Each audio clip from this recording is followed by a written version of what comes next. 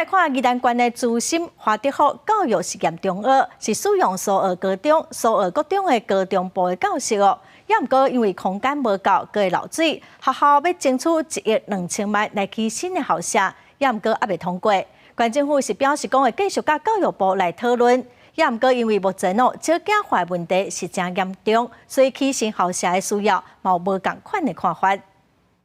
外口落大雨，教室内底也咧滴水，还佫提水桶来巡。宜兰县立资深华德福教育实验中学伫苏澳高中的高中部校舍无够，也佫有漏水问题。学校争取1亿2000万，要来起新校舍，可即马拢无结果。苏澳高中这个校舍这个建筑的时间较久啊，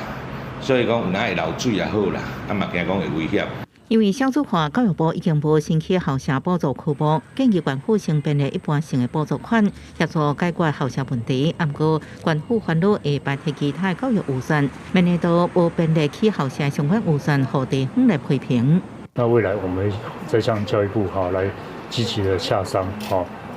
把相关的问题做一个讨论确认。地方建议县府爱在明年对加减预算的时阵，赶紧编列华德福新校舍补助预算。县府表示，有关补助方式加经费额度，会向教育部来参详。不过少子化之下，公务员是不是应该补助学校起校舍，也引起讨论。当我们在面临这些问题的时候，关于教育资源整体的评估，还有一些要确保整个办学的这些宗旨的评估活动，要非常非常的确实啊。好，这是我们从这件事里面得到的一些比较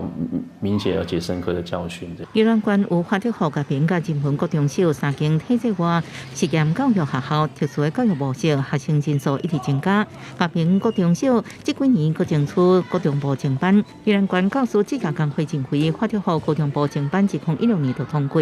教室问题煞到即马无解决，未来其他学校可能面临同款的问题，政府爱检讨。记者综合报道。